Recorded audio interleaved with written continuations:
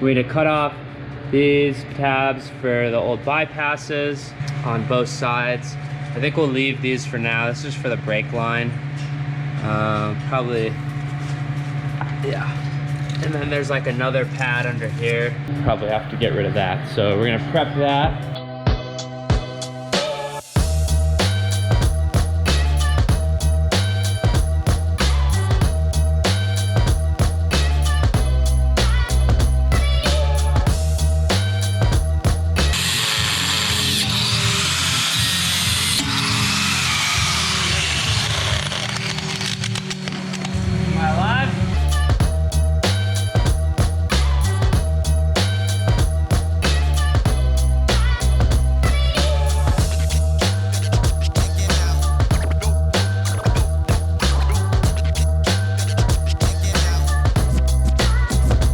We got the rear end finished, cleaned up. Still a couple spots that we'll probably smooth out more and some things like that. So now we're going to strap it up where it's supposed to go. Trim back the bump stops, and we're gonna paint the outside. And we made plates so we can cover that up. JMO got this one welded in.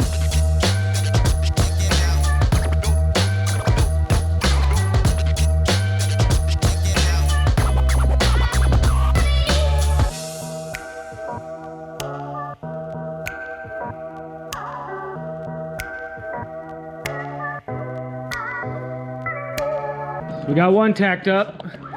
And do that other one, weld them both in, and that's done. It's better than they did it too. Notchy.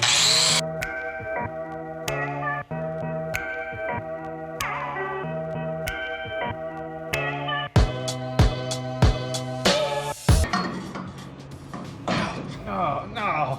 Oh. It's too long, bro. It's a little too long. Got the other one made, got the other one tacked in. I decided not to tie them in to the plates. I'm gonna get those welded all the way in, and we should be ready for the next step.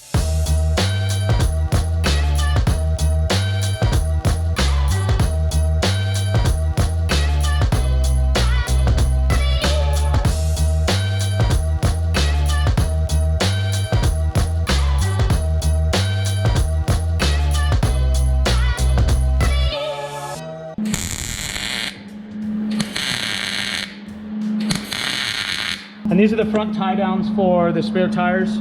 So the spare tires both sit right here where I'm standing and right here. So this is the front tie down, and then here's the rear tie down. So that basically we put a strap over each wheel and keeps them nice and stable. Getting these battery boxes mounted, and I'm kind of feeling like right about here is going to be our best bet. I'm just going to kind of see if I can tack this thing in here so that it stays right about there. And then I'll build some bracing around it, and then we'll start working on the center section. I'm gonna see if I can get these bars cleaned up and get this thing tacked in. No, don't affect myself, dude. Just hang out, just videotape stuff. Taking a page right out of my book, dude. Just be behind the camera. Oh, that was a lot of effort. I'm gonna rest now. I'm gonna take a break. I'm gonna take a break. Things I need to plug in, dog. Gotta plug our welder in. Well,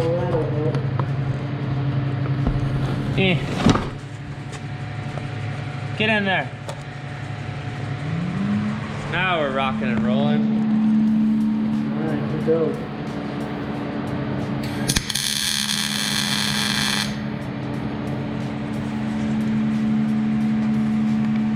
Fucking moved on me, dog. JMO's got something crazy going on over here. What are you doing, dog? Trying to hand bend some 1¼ inch and Dude, you know what it looks like? Hold it like that, yeah. Just the most extreme. got his apes, dude. Your boys can hang on the side like with you. Free ride. All right, let's go for a spin, dude. This is kind of gonna start the mount for all the stuff that's gonna go in between the batteries. Okay, so my idea here to cut and notch these ends here down under that tube, and that'll allow me some rear welding on the battery box itself, which will stabilize that. Then we're gonna get some sheet metal, form some sheet metal to fill this area here. And I might run one more piece of this tube here and weld the other side of the sheet metal to that. And that'll give us our platform to mount our fuel pumps and our water pump. Hey, take it easy, partner. We're also gonna try to squeeze in our radiator overflow in that compartment too, and then like all that stuff's pretty safe and sound in there, so. We got our rear support bar here. It's welded in the top here. That's basically gonna give us a nice start. This thing's pretty good, huh? Pretty solid. Super strong, yeah. Still working on this back area. We're running pretty low on gas. Just gonna start tacking some things in. This hole here is kind of what we were talking about. So this is kind of gonna sit in here. I'm gonna get this pole tacked in, and then maybe we'll start making the plate that's gonna sit on top. We've been messing with configurations, the water pump, fuel pumps, and then the coolant reservoir. I had like a little thing drawn out on the table over there. And it ended up smaller than we thought it was gonna be, so we came up with a new configuration, and we're pretty stoked on it. You got both the fuel pumps. I think that looks pretty cool.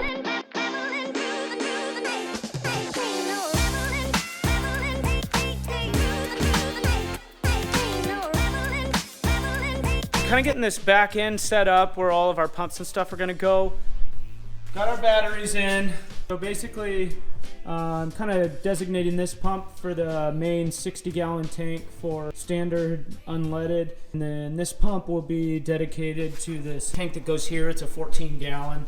It's gonna run our E91 or our Ignite Red. So more or less, the inlet's gonna kind of come straight across right into the tank here. I'm unsure if I want to just run it across this gap. It'll be a better idea to kind of trace it around and keep it more safe, but I think it might be fine. I kind of wanted to run through the process of putting in nutserts or thread setting or poly nuts. Like, there's so many names for them. I like to use them quite a bit. They can work if they're done right, and they can work well.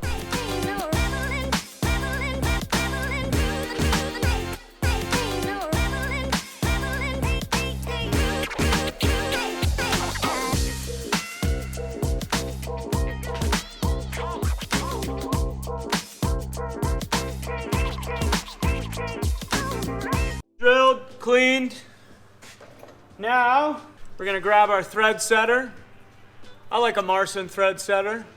That's my favorite.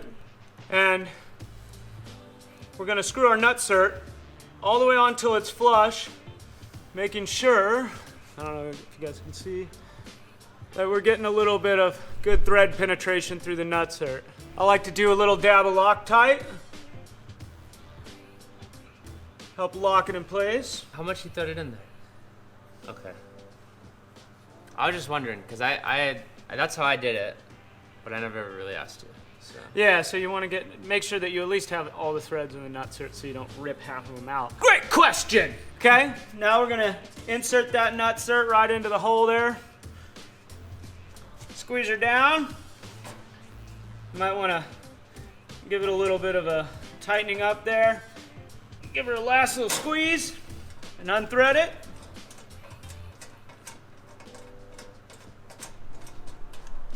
That's it. So I'm gonna go ahead and do the rest of these guys here, and then we'll get back with you. We got that all welded in. It's also welded on the bottom. Now we got our bars welded in. Be nice and hidden, but easy to access with the removal of one of our acrylic panels, so stay tuned. The final placement for the water pump, I'm gonna go ahead and tack the bracket in. Fuel pump's placed now. There's plenty of room here, in my opinion, for a -16 fitting.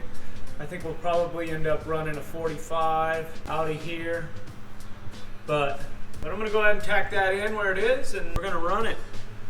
Now, I may do a couple of little gussets on this bracket just to make it a little stronger. Right now it's just sitting on a piece of metal to kind of keep it level. Yeah, these things come with a bracket from the manufacturer, but over the course of the cars that it's been used on, the bracket has been left behind. So we made our own, get it tacked on.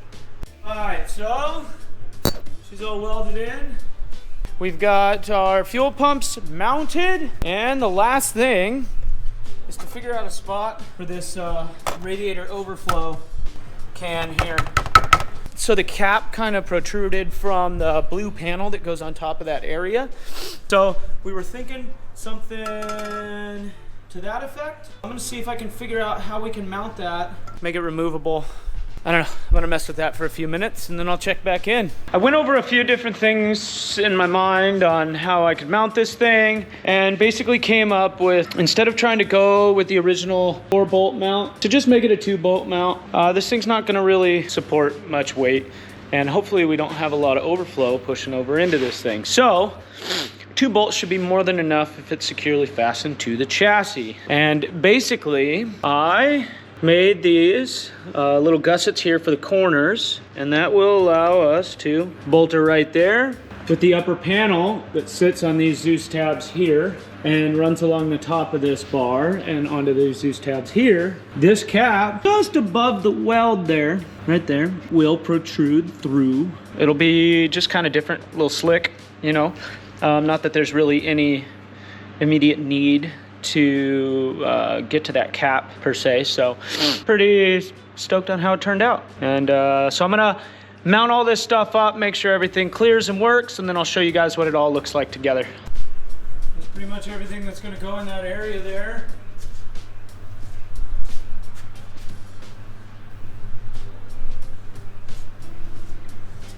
I feel like it looks pretty sharp.